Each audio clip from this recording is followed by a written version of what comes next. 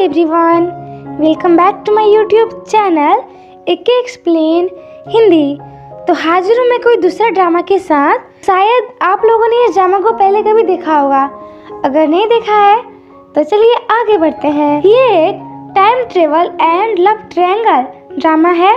तो चलिए बिना किसी देर के लेट्स स्टार्ट द एक्सप्लेनेशन। तो सबसे पहले हम लोग स्टोरी की स्टार्टिंग में 3 लड़के को देखते हैं।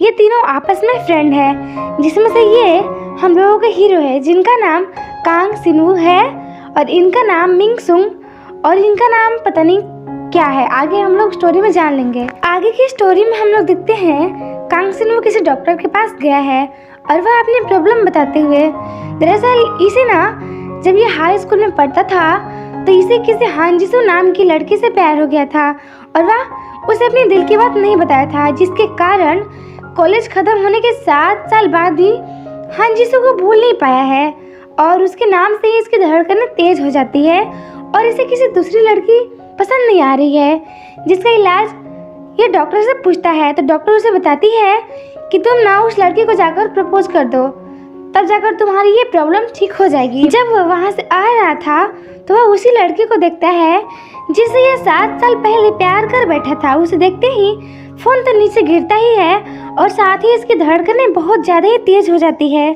और पास्ट के सीन में इसे याद आता है जब वह पहली बार हान जिसू को देखा हुआ था।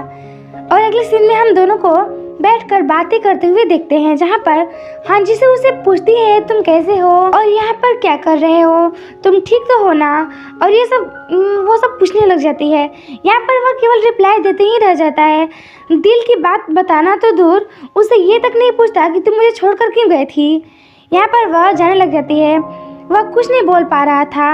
वह कहती है शायद मेरे आने से तुम खुश नहीं हो, अगर तुम खुश नहीं हो तो हम दोबारा नहीं मिलेंगे, अगर हम मिले हैं तो ज़रूर ये बदकिस्मती से मिले हैं, अगर तुम चाहते हो तो आगे से हम नहीं मिलेंगे। ये सब बोलकर वह जाने वाली होती है और चली जाती है। अगले सीन में हम लोग देखते हैं कांग सिनवू कार में बैठकर आ रहा होता है और साथ ही वह बातों को सोच रहा होता है। जब वो उसकी फिंगर में कोई रिंग को देखता है, इसलिए वो अपने दिल की बातों को नहीं बोल पाया था। इतना हम लोग देखते हैं। फिर वह पास्ट की बातों को याद करने लग जाता है। जब वह पहली बार हान जिसू को स्कूल बस में देखा था तब हान जिसू सो रही थी और उसे सोते हुए देखते देखते पता नहीं ये दोनों कहाँ से कहाँ पहुँच जाते हैं। सारे बच्चे उतर चुके थे और इसके चक्कर में ये बेचारे कांग सिनवू को भी लेट हो चुका होता है। हान जिसू जब उठती है तो देखती है कि हम लोग कहाँ आ चुके हैं। उन दोनों को लेट हो चुका होता है। हान जिसू रास्ता पूछ के हाई स्कूल का पता लगा लेती है और कांग सिनवू उसके पीछे पीछे आ रहा होता है। इसके बाद कांग सिनवू उसके आगे जाने लगता है। वह देखती है कि यह तो सिर्फ मेरे जैसा ही ड्रेस पहना हुआ है, जरूर मैं ही इसके स्कूल में पढ़ती हूँ। एंड वह उसके पीछे पीछे आने लग जाती है और इधर हाई स्कूल का मेन गेट बंद हो चुका होता है और कुछ स्टूडेंट्स पनिशमेंट लेते हुए जा रहे होते हैं। यह चोरी चोरी स्टाइल में दरवाजे के ऊपर चढ़कर हाई स्कूल में आ जाता है, मगर हान जिसू इधर दरवाजे के ऊपर बैठी रहती है क्योंकि ये कूद नहीं पा रही होती है। वह कहता है मेरी हेल्प चाहिए, वह कहती है हाँ, एंड वह उसको बहुत ही प्यारे प्यारे स्टाइल में नीचे उतारता है एंड वह उसे थैंक यू बोलती है। वह कहता है कि मैंने तुम्हारी हेल्प की, ये मेरा बैग तुम पकड़ो और इसे लेकर चलो। तो वह उसका बैग ले लेती है और कहती है ये पागल है क्या, मेरे को बैग पकड़ा दिया। जब वह बैग को हटाती है तो देखती है ओ नो नो नो, मेरी स्कर्ट तो फट चुकी है। कितना भला इंसान है ना। एंड वह उसके पीछे पीछे आने लग जाती है और ऐसे ही कांग सिनवू को हान जिसू से प्यार वाला लव हो जाता है, सॉरी इसके वाला लव। इसके बाद हम लोग देखते हैं वहाँ पर भीड़ लगा हुआ होता है। शायद कोई लड़का हान जिसू को प्रपोज कर रहा है। हाँ यही बात है, वो लड़का हान जिसू को प्रपोज कर रहा है। हान जिसू उसे मना कर देती है, कहती है मैं ना किसी और को लाइक करती हूँ तो आप जाओ यहाँ से। और अगले सीन में हम लोग देखते हैं पता नहीं कांग सिनवू हाथ में कुछ लेकर हान जिसू को प्रपोज करने जा रहा होता है। हान जिसू सोरा को बता रही थी, सॉरी सोरा पूछ रही थी कि ऐसा कौन लड़का है जिसे तुम लाइक करती हो। हान जिसू बता रही थी कि वो लड़का बहुत ही ज़्यादा हैंडसम है, मैंने उसे पसंद करती हूँ। और ये सब कांग सिनवू सुन लेता है और कहता है कि साथ मैं भी जाऊँगा तो मुझे भी ऐसे ही मना कर देगी। इसलिए वह पता नहीं हाथ में क्या लिया हुआ होता है उसे डस्टबिन में डाल देता है और वहाँ से चला जाता है। ये एक गलत फहमी है भाई, मिसअंडरस्टैंडिंग हो गई बेचारे से। ये सब सोच रहा होता है वो, ये सब तो हम पास्ट लाइफ में देख रहे थे, अभी तो प्रेजेंट बाकी है। प्रेजेंट में वह कार से घर जा रहा होता है। आज इसकी मॉम की डेथ एनिवर्सरी है।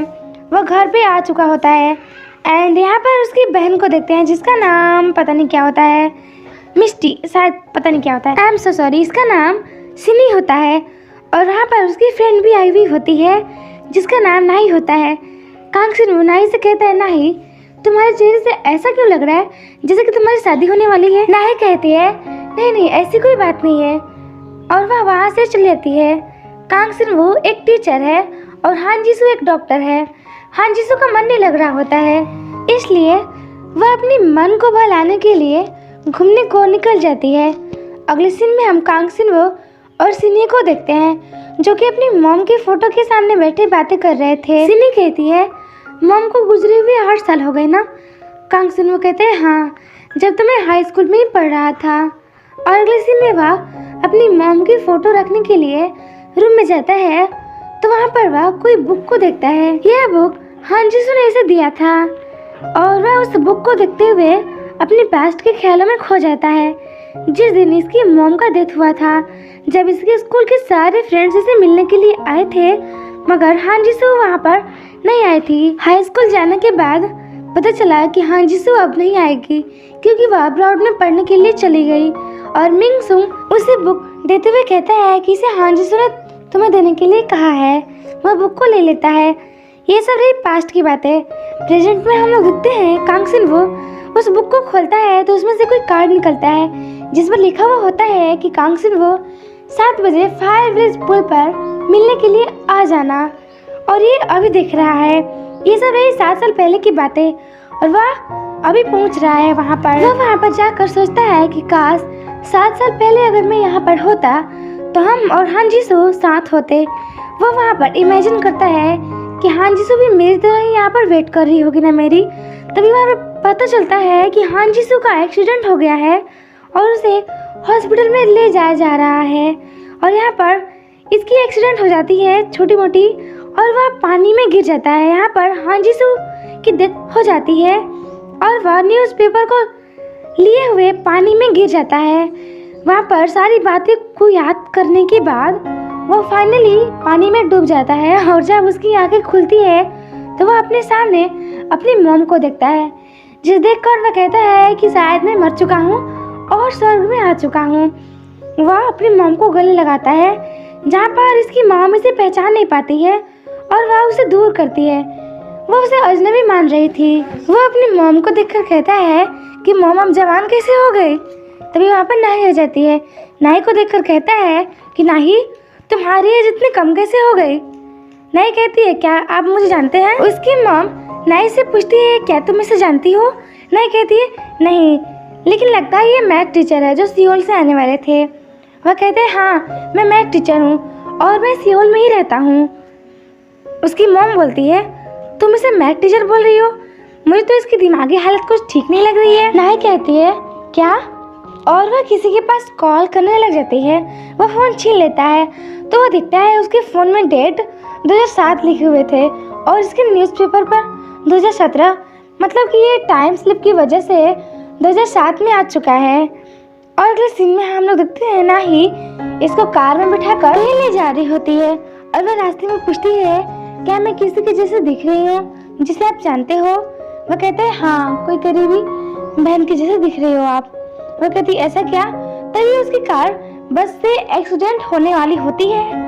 वह कहता है, थोड़ा ध्यान पीछे भी देख लिया करो, केवल आगे देखने से नहीं होता है। और वह कहता है, मुझे यहीं पर उतार दो। वो वहीं पर रोक देती है और यह उतर जाता है। वह कहती है, ये कितना हैंडसम है, और बोलने की स्टाइल से पता चलता है कि बहुत ज्यादा ही पढ़ा लिखा है। ये उतर कर अपना फोन देखता है। इसके फोन में नेटवर्क नहीं आ रहा था। तभी इसके पीछे से कोई बैग इसके सर पे आके लगता है और वो पीछे देखता है तो कोई लड़का पनिशमेंट से बचने के लिए दरवाजे के ऊपर छलांग लगाकर स्कूल में आ जाता है। बड़ा कांगसिन उसे देखकर पहचान जाता है कि ये तो मैं ही हूँ 7 साल पहले वाला कांगसिन। लेकिन छोटा कांगसिन उसे नहीं पहचान पाता है। छोटा कांगसिन समझ जाता है कि ये ट्रांसफर मैथ टीचर है। वह कहता है मैं वैसे मेन गेट से ही अंदर आता हूँ, मुझे खांसी हुई थी इसलिए मैं अभी अभी हॉस्पिटल से ही अंदर आ रहा हूँ, इसकी वजह से मुझे लेट हो चुका है। वह कहता है बहाना तो मत बनाओ, तुम्हें कोई खांसी नहीं हुई थी और तुम अगले 10 सालों तक खांसी के लिए हॉस्पिटल नहीं जाने वाले हो। छोटा कांगसिन्हो कहता है नहीं नहीं, मैं अपनी नहीं बात कर रहा था, मैं तो मॉम की बात कर रहा था। बड़ा कांगसिन्हो उसे मारने लग जाता है। वह कहता है कम से कम मॉम को तो बहाना मत बनाओ। अब वो समझदार हो चुका है इसलिए वह छोटी गर्दन वाले सर के हवाले इसको कर देता है। छोटी गर्दन वाले सर इसको पनिशमेंट देते हुए कहते हैं कि तुम सुबह की क्लास को छोड़कर कैंपस की सफाई करो, एक भी कचरा दिखना नहीं चाहिए। एंड उसी टाइम हम लोग हान जी सू को भी देखते हैं जो कि दरवाजे के ऊपर बैठी हुई है। ये छलांग नहीं लगा सकती। वहाँ पर उसकी हेल्प करने के लिए पहले छोटा कांगसिन्हो था, लेकिन इस टाइम उसकी हेल्प के लिए बड़ा कांगसिन्हो है जो उसकी हेल्प करता है। हान जी सू उसको थैंक यू बोलती है और आगे की कहानी हम लोग अगले एपिसोड में देखेंगे। इस एपिसोड को देखने के लिए थैंक्स। मिलते हैं अगले एपिसोड में, तब तक के लिए बाय बाय।